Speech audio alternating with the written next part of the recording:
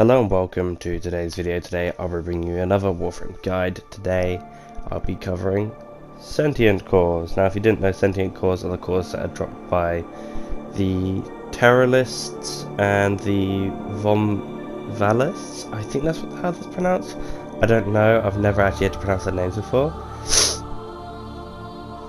So, Sentient cores are, as I just said, dropped by these Terrorists and Vomvalists, and they are used for, I believe, trading and standing with the quills in Cetus, and I believe they are also used in a few crafting recipes.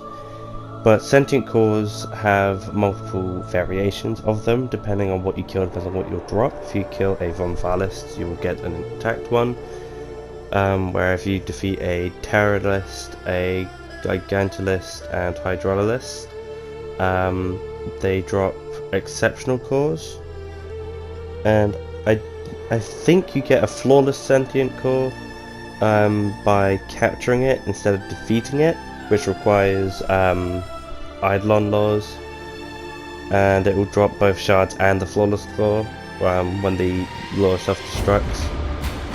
Not the Eidolon itself, the Eidolon doesn't drop it, it's the law that does. I've had that confusion before, so I just wanted to warn you guys. Now, they display, this is a good way of knowing if one's dropped by a teammate or something. They display by showing these, I think it's either the same or a similar one to the Iodine Stars. And if you run a whole team, so let's say all four of you were grinding these out on Cetus for one in-game night, which I believe is one real-life hour. I made up with 20 doing it solo, so you could probably farm, if all of you are doing it, I would say close to 80 to 100, depending on, like, obviously who finds what, how many is captured, all of that. And obviously these are dropped on Plains of Eidolon on Earth. Now, I believe Batalus and Concalis on the Lua can drop the cores. I believe I read that on the wiki. And when you trade these in for standing, the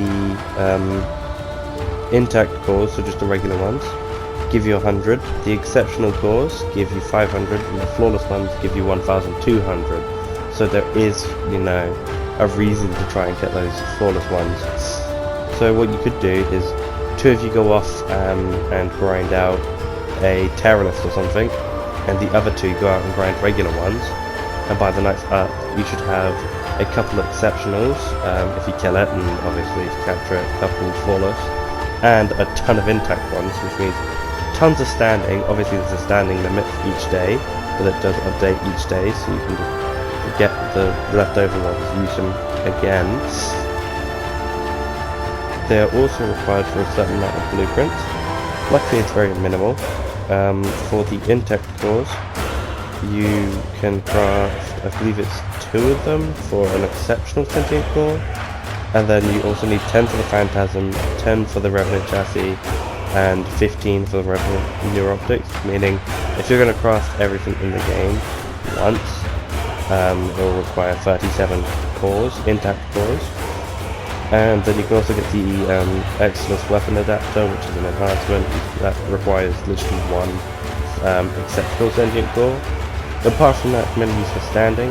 And if you wanted to know why you would even want to bother using it for standing with the quills, when you're using transference and come out with a little human, and you use the laser on your hand, that you can improve that by improving standing with quills, and then give you upgrades and different variations of the thing on your hand, like a weapon. And for ranking up, you need to make sacrifices with the quills, and for the one for Moat title is 10, and the one for the Observer title is 20. I don't know if these are intact cores or if they're exceptional, but I believe they're intact. What else is there to really talk about? I don't think there is. That's mainly everything you can really talk about these. There's you know, limited use, but what they are used for is really good, like Revenant is a good frame Phantasm's an alright weapon. I personally not a big fan of it, but you know, each to their own. And you know, if you really want to go to complete everything in the game 100%, getting the Quill's rank maxed out would be great for you, so grinding these out would be pretty much required. But yeah, that's all I've got, so if you enjoyed the video, please like, subscribe, and I shall see you in the next one. Goodbye.